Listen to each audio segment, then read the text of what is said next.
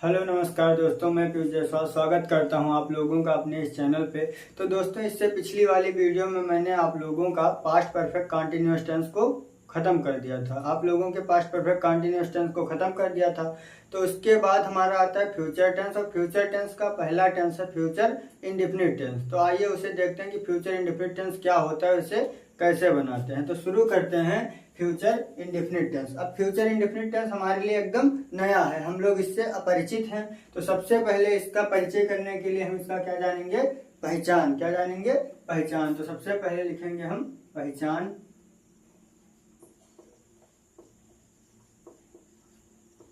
पहचान पहचान future indefinite tense का क्या है कि जिन वाक्यों के अंत में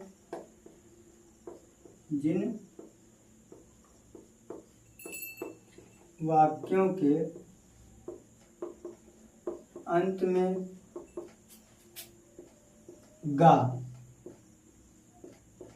गी, गे, जिन वाक्यों के अंत में गा, गी, गे आदि शब्द आते हैं, फ्यूचर है तो क्या आएगा? गा, गी, गे। जैसे मैंने कहा वह जाता है, तो क्या है? प्रेजेंट है कि जाता है, ता है तो प्रेजेंट है, वह जाता था, वह जाता था अर्थात बीत गया। जो बीत गया वो पास्ट है। और अगर मैंने बोला वह जाएगा, गा आया तो क्या है? फ्यूचर है। तो जिन वाक्यों के अंत में गा, गी, गे आदि शब्द आते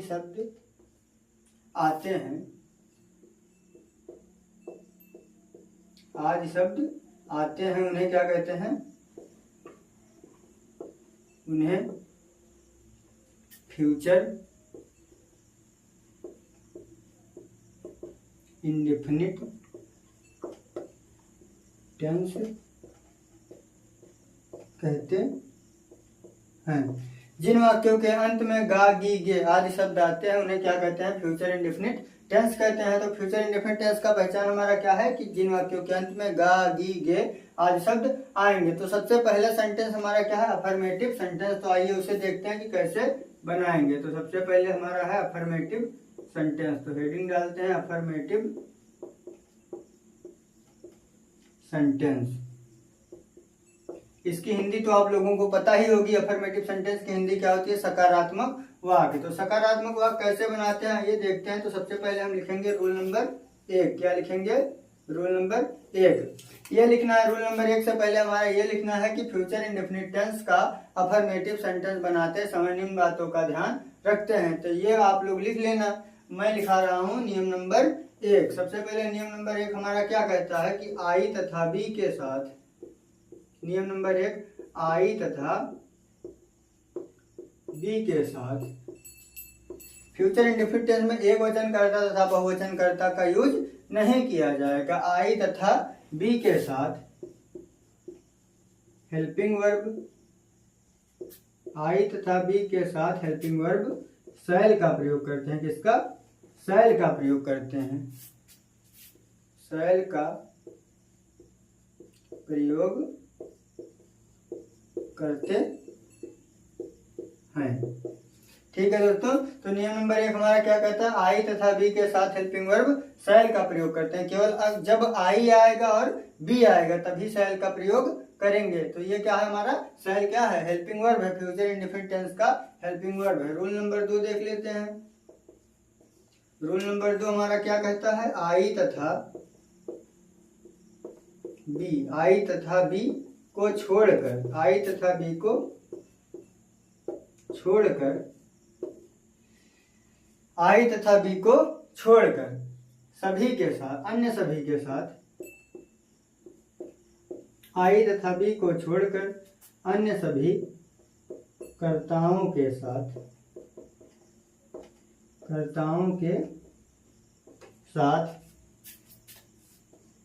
helping verb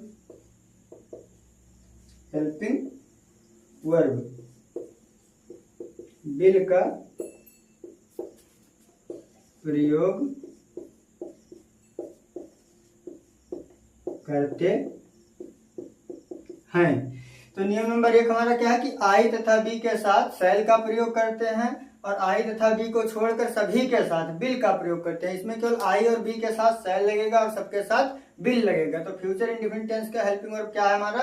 bill shall, will shall. ये क्या है? फ्यूचर इंडेफिनिट टेंस का हेल्पिंग वर्ब है। तो नियम नंबर 1, आई तथा बी के साथ सेल का प्रयोग करते हैं। नियम नंबर 2, आई बी को छोड़कर सभी के साथ बिल का प्रयोग करते हैं। नियम नंबर 3 हम लिख लेते हैं कि क्रिया की पहली अवस्था का प्रयोग करते हैं। क्रिया की पहली अवस्था का प्रयोग करते हैं। किसका? पहली अवस्था का प्रयोग करते हैं।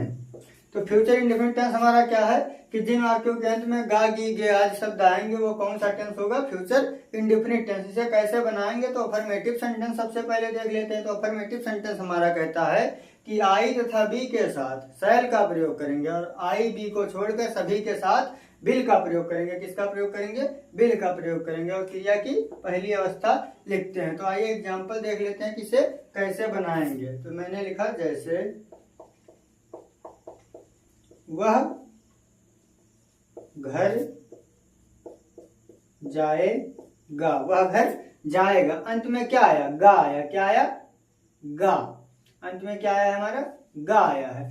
अब फ्यूचर इंडेफिनिट टेंस का पहचान क्या है कि जिन वाक्यों के अंत में गा, गी, गे, तो गा आया तो ये क्या है? फ्यूचर इंडेफिनिट टेंस है। तो वह की अंग्रेजी क्या होगा? ही। क्या होगा? ही। नियम नंबर 2 हमारा कहता है आई बी को छोड़कर अन्य सभी के साथ बिल का प्रयोग करेंगे। तो ही क्या है? ही। ना ही ये आई है और ना ही बी है। अगर आई और बी होता तो क्या लगाते? सेल लगाते। लेकिन ना ही ये आई है और ना ही बी है तो क्या लगाएंगे? बिल लगाएंगे। तो ही, फिर हेल्पिंग वर्ब क्या होगा? बिल। ही बिल। कहा? ही बिल जाएगा। जाएगा तो क्या होगा अंग्रेजी? गो। ही बिल गो, वह जाएगा। कहाँ जाएगा? घर जाएगा तो to home. He will go to home, वह घर जाएगा। सॉरी, मार्केट लिखने जा रहा था मैं। ही बिल गो टू होम, वह घर जाएगा।